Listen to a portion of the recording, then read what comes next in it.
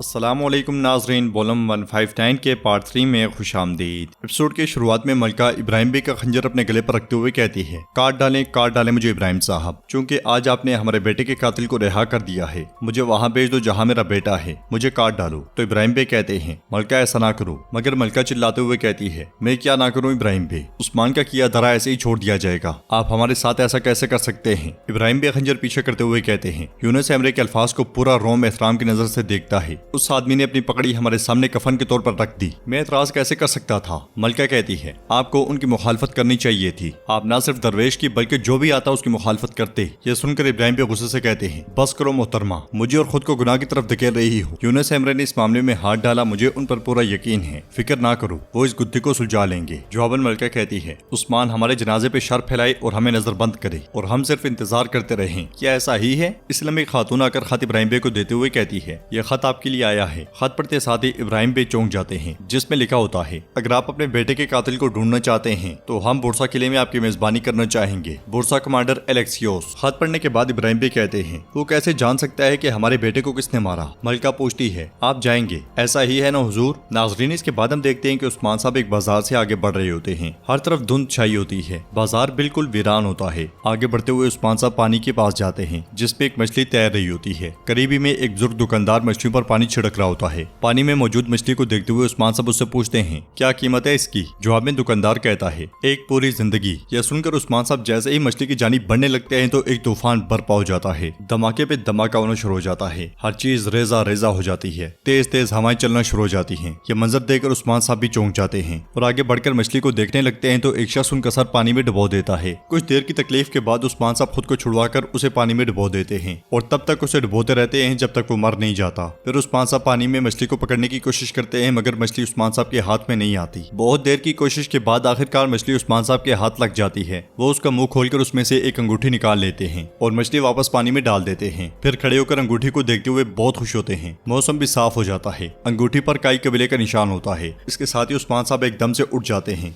ये उस्मान साहब का ख्वाब था। वो ख्वाब को याद करते हुए कहते हैं, बेहतरी होगी इंशाअल्लाह, बेहतरी होगी। वो पास मौजूद बाला खातून को पुकारते हैं, मगर वो नहीं उठती। उस्मान साहब उठते हैं, वजू करते हैं, जनमाज बिछाकर नमाज अदा करने लग जाते हैं। नमाज पढ़ने के बाद उस्मान साहब जंगी लिबास पहनकर चले जाते हैं। सुबह बाला खातून सरदारी खेमे में जाती हैं, मगर उस्मान साहब वहाँ नहीं होते। ये देखकर वो कहती हैं, खैर होगी इंशाअल्लाह। वो खेमे से निकलकर जरकुतई के पास आती हैं और उससे कहती हैं, जरकुतई उस्मान साहब कहाँ हैं। तो जरकुतई हैरानगी से कहता है, मैं नहीं जानता बाला खातून। फिर जरकुतई सिपाहियों से पूछता है, उस्मान साहब कहाँ गए हैं। तो ओगोस कहता है, हम जब से खेमे के बाहर हिफाजत के लिए खड़े हैं, कोई भी खेमे के अंदर या बाहर नहीं गया। यह सुनकर जरकुतई उससे कहता है, तुम कैसे हिफाजत कर रही हो। बाला खातून उसे पुरस्कून करते हुए कहती हैं, ठहरो, रुक जाओ जरकुतई, जब उस्मान साहब का कहीं जाने का कोई इरादा हो तो क्या कोई मुहाफिज उन्हें रोक सकता है। इसलिए मैं उरहान एल्चम खातून के साथ वहाँ पहुँचता है और बाला खातून से पूछता है, क्या बाबा खेमे में है। तो बाला खातून कहती है, नहीं बेटा, यह वाज़ेह है कि उस्मान साहब अपने घोड़े को लेकर नई मंजिल की तलाश में निकले हैं। एल्चम पूछती है, क्या वो कहीं गए हैं। जरकुतई कहता है, खेमे से कोई बाहर नहीं निकला, हम नहीं जानते। बाला खातून कहती है, उस्मान साहब का कोई नया मंसूबा होगा, चलो सब काम पर वापस जाओ। तो उरहान कहता है, मैं यूनुस एमरे के पास जा रहा हूँ, देखते हैं तहकीकात कहाँ तक पहुंची है। ये कहते साथ ही उरहान आगे बढ़ जाता है। उधर हम देखते हैं कि उस्मान साहब यूनुस एमरे के साथ मौजूद होते हैं। सारा ख्वाब सुनने के बाद यूनुस एमरे कहते हैं, आपने जो ख्वाब देखा है वो राज से भरा हुआ है उस्मान साहब, हर राज की हकीकत होती है, लेकिन जो आपने देखा वो एक पोशीदा हकीकत है। आप उस हकीकत से पर्दा उठाएंगे, ये सब एक धुंध है, फितने के पर्दे से ढकी हुई हकीकत। तो उस्मान साहब कहते हैं, मैंने ख्वाब में मछली के मुंह में अंगूठी देखी, मेरे हाथ से अभी भी उसकी खुशबू आ रही है। ठीक है, वो पहाड़ जो मैंने ख्वाब में देखा वो क्या था। यूनुस एमरे कहते हैं, मछली और अंगूठी का मतलब फतुहात हैं। पुरकशिश पहाड़ से जो चीज आपकी तरफ आ रही है वो फतह की हवा है। ये हवा इंतजार कर रही है कि आपके झंडे को लहराए उस्मान साहब। पहाड़ इस्लाम का झंडा देखने के लिए बेताब है, आपकी आमद का इंतजार है, आपका इंतजार है। यह सुनकर उस्मान साहब कहते हैं, अब से हमारा मकसद हसरत को पूरा करना है। यूनुस एमरे आपका शुक्रिया, मैं अब चलता हूँ। ये कहते साथ ही उस्मान साहब घोड़े पर सवार होते हैं और रवाना हो जाते हैं। नाज़रीन, इसके बाद हम अगले मंजर में उस्मान साहब को जंगल में देखते हैं। उन्होंने एक गड़ा खोदा होता है, वो थैली में से एक खंजर निकाल लेते हैं और बाकी सब हथियार वहाँ दफना देते हैं। मट्टी के बाद उसके ऊपर झाड़ियां भी फेंकते हैं, साथ साथ आगे पीछे दाएं बाएं देख रहे होते हैं। फिर खंजर उठाते हैं, बैग लेते हैं और आगे बढ़ते हैं। घोड़े पर सवार उस्मान साहब एक पहाड़ के सामने जा रुकते हैं और कहते हैं, ए अजीम कशिश पहाड़,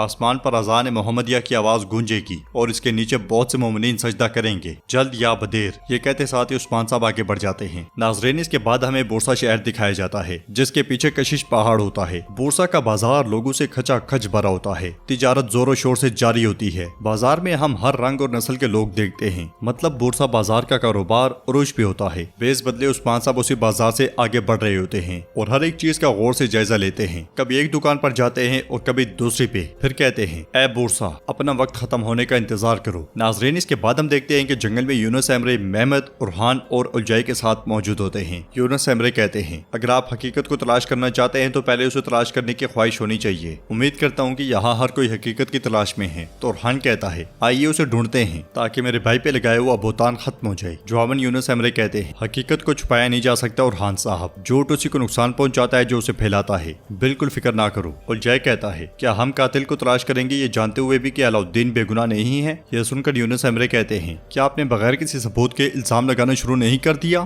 तो मेहमद साहब आप बताएं शुरू कहाँ से करें? जवाबन मेहमद कहता है जहाँ से शुरू हुआ था, सरहदी बाजार से। जरकुदाई कहता है क्या सरहदी बाजार को कई बार नहीं देखा गया? तो यूनुस एमरे कहते हैं वक्त के साथ सब बदल जाता है, जो तब नजर नहीं आया अब जाहिर हो सकता है। हम वहीं से शुरू करेंगे, लेकिन इस बार हमारे साथ अलाउद्दीन साहब और गोंचा खातून होंगे क्योंकि मसला उन्हीं को मालूम है। तो मेहमद कहता है सरहदी बाजार में उनका दाखिला मना है। उरहान कहता है यूनुस एमरे ने कह दिया तो कह दिया, हमें कोई सवाल नहीं करना चाहिए मेहमद साहब। यह सुनकर यूनुस एमरे कहते हैं अस्तगफिरुल्लाह अस्तगफिरुल्लाह, सबका हक है कि वो बात करें, सब बोलेंगे तो सच सामने आएगा, इसलिए अलाउद्दीन साहब और गोंचा खातून भी बोलेंगे। बाजार में उनकी मौजूदगी से तहकीकात में फायदा होगा। मेहमद मान जाता है और वो सब रवाना हो जाते हैं। बोरसा में उस्मान साहब आगे बढ़ रहे होते हैं और एक बुजुर्ग की मदद करते हुए बोझ उसे उठवा देते हैं। तो बुजुर्ग कहता है अजनबी में आपका शुक्रगुजार हूँ, तुम यहाँ क्या तलाश कर रहे हो? उस्मान साहब पूछते हैं क्या आप यहाँ हर किसी को अच्छी तरह जानते हैं जो मुझे अजनबी कह रहे हैं? तो बुजुर्ग कहता है शहर के लोग इतना एक दूसरे को नहीं जानते जितना मैं जानता हूँ, लेकिन तुम क्या ढूंढ रहे हो? जवाब में उस्मान साहब कहते हैं मैं वही ढूंढ रहा हूँ जो अजनबी ढूंढ रहा होता है, मैं काम की तलाश में हूँ। बुजुर्ग पूछता है तुम क्या कर सकते हो? तो उस्मान साहब कहते हैं मैं कुछ भी कर सकता हूँ, मैं जो नहीं जानता वो जल्दी सीख लेता हूँ। बेहतरीन सरमायाकारी वाला अजीम बोरसा,